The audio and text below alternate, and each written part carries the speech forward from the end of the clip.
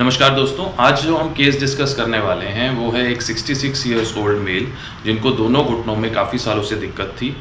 Left side में हमने उनका पहले ऑपरेशन किया, कुछ कोमॉर्बिडिटीज़ थी जिस किसी वजह से हम दोनों साथ में नहीं कर पाए। जब लेफ़्ट साइड में उनको एक पुराना फ्रैक्चर भी हो रखा है जो कि 15-20 साल पुराना था, वो फ्रैक्चर थोड़ा सा टेढ़ा होकर जुड़ गया है। तो इस केस को मैं इसलिए स्पेशली बता रहा हूँ क्योंकि कैसे रोबोटिक्स ने मदद करी हमको, जो नॉर्मल सर्जरी से बेहतर हमको रिजल्ट मिला, और रोबोटिक्स किस तरह से मदद करता है हमको एक एक्यूरेट अलाइनमेंट लाने के लिए, वो मैं इस केस के थ्रू आपको समझाना चाहता हूँ। तो ये इस पेशेंट का एक्सरे है जिसको स्कैनोग्राम बोलते हैं, जिसमें हिप से लेकर नी तक का एक सिंगल फिल्म में एक्सरे आता है। नॉर्मली क्या होता है, अगर हम एक लाइन ड्रॉ करें जो आपके हिप के सेंटर से है, आपके घुटनों के सेंटर से जाती है, आइडियली वो आपके घुटने के सेंटर से जानी चाहिए, तभी हमारा वज़न घुटने के दोनों तरफ बराबर पड़ता है। लेकिन जब हमको आर्थराइटिस होता है तो हमारा जो वज़न है अंदर वाला हिस्सा घिसने की वजह से सारा वज़न और ज़्यादा हमारे घुटने के अंदर की तरफ से जाता है और ये और ज़्यादा स्पीड से घुटने को ख़राब कर देता है। आप जैसे इस एक्सरे में देख सकते हैं, ये लेफ़्ट साइड है जिसका हमने ऑपरेशन किया। यहाँ पर ये जो गैप है हमारा, जो कि ग्रीस की परत है, बिल्कुल घिस चुकी है। इवन बाहर के कंपार्टमेंट में भी, लेटरल साइड पे भी ये पूरी तरह से घिस चुका है। राइट साइड में अगर हम देखें तो लेटरल कंपार्टमेंट अभी भी ये स्पेस बची हुई है, सिर्फ अंदर वाला हिस्सा घिसा हुआ है। लेकिन लेफ्ट में दोनों हिस्से घिस चुके थे पेशेंट को, इसलिए उनको लेफ्ट में ज़्यादा तकलीफ थी। ये आप देख सकते हैं, ये पुराना फ्रैक्चर है पेशेंट का, जो कि थोड़ा सा टेढ़ा होकर जुड़ चुका है। दोनों हड्डियों में फ्रैक्चर था, इसका यहाँ पर था और ये इस वाली हड्डी का यहाँ पर था, और ये थोड़ा सा हड्डी में भी टेढ़ापन है। तो इस पेशेंट को इसलिए ज़्यादा दिक्कत थी क्योंकि अब सारा वज़न घुटने के अंदर की तरफ पड़ता था और इनको गैप बिल्कुल ख़त्म हो चुका था, जो ग्रीस थी बिल्कुल ख़त्म हो चुकी थी। अगर हम साइड से भी देखें तो ये हमारा लेफ्ट घुटना है। आप देख सकते हैं ये जो एक्स्ट्रा हड्डियां बनी हुई हैं, इनको ऑस्टियोफाइट्स बोलते हैं। ये सब भी पेशेंट को दिक्कत करती है पेशेंट्स का। अब घुटना इस पेशेंट का बिल्कुल पूरी तरह से सीधा नहीं हो पाता था, थोड़ा सा मुड़ा रहता था।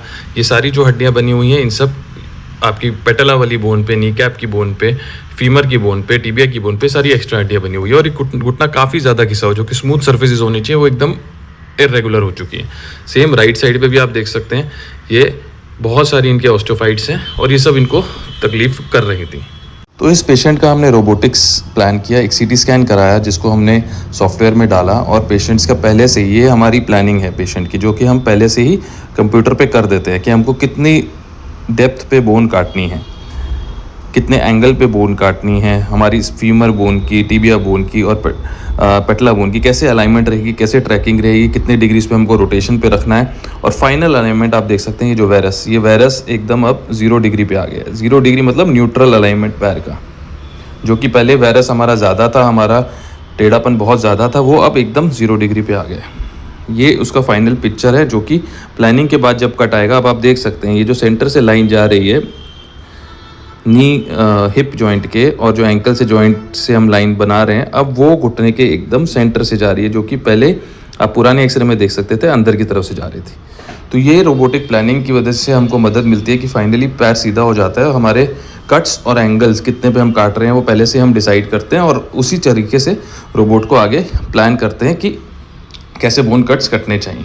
ये ऑपरेशन के बाद का एक्सरे है। अब आप देख सकते हैं ये हमारा इम्प्लांट लगता है, जो कि हमने बोन कट्स काटने के बाद पेशेंट के घुटने के अंदर डाला है। अब देख सकते हैं अगर हम यहाँ से लाइन ड्रॉ करते हैं तो ये एकदम इसके परपेंडिकुलर है, जो कि अब टेढ़ापन को ख़त्म कर दिया है, क्योंकि 90 डिग्रीज पे अच्छी सीटेड इम्प्लांट है। दोनों तरफ जो स्पेस था, जो एक तरफ ज़्यादा एक तरफ कम था, अब दोनों तरफ स्पेस बराबर हो गया है।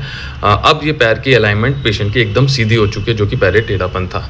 साइड से भी अभी हम देखें तो ये वेल फिक्स्ड इम्प्लांट है। ये हमारा एकदम स्लोप इसकी बढ़िया है, कोई नॉचिंग नहीं है हमारे इम्प्लांट में। ये इसके एकदम परपेंडिकुलर अच्छा सीटेड इम्प्लांट है, और पेटला भी अच्छे से ट्रैक कर रहा है। तो इसी तरह से पोस्ट ऑप एक्सरे हमारा होना चाहिए। और रोबोटिक्स की वजह से हमको क्यों मदद मिली, क्योंकि इसमें फ्रैक्चर था पेशेंट की, एक्स्ट्रा आर्टिकुलर डिफॉर्मिटी। तो ये टेढ़ापन अगर हम नॉर्मल तरीके से करते तो हो सकता था हमारे इम्प्लांट की सीटिंग में थोड़ा सा फ़र्क आ जाता, क्योंकि वो आई बॉलिंग से हम करते हैं। तो रोबोटिक्स इस चीज़ में बहुत ज़्यादा हेल्प करती है हमको, हमारी अलाइनमेंट लाने में, और हमारी फाइनल बैलेंसिंग बहुत अच्छी होती है। तो दोस्तों, अगर आपकी फैमिली में भी कोई ऐसा है, कोई रिलेटिव, कोई फ्रेंड सर्कल में जिसके नीज़ में प्रॉब्लम है, आपके पेरेंट्स में, आपके ग्रैंड पेरेंट्स में, और वो पैर सीधा करके नहीं चल पाते, तो डेफिनेटली आप हमसे कंसल्ट करें। रोबोटिक टेक्नोलॉजी से इसके रिजल्ट्स बहुत ही ज़्यादा बेहतरीन है। जो पेशेंट के मन में डर रहता है कि सक्सेस रेट अच्छा नहीं है, वो ऑलमोस्ट 100% सक्सेस रेट के साथ पेशेंट्स अब चल रहे हैं, पेन फ्री चल रहे हैं, और उनकी रिकवरी बहुत अच्छी हो रही है। धन्यवाद।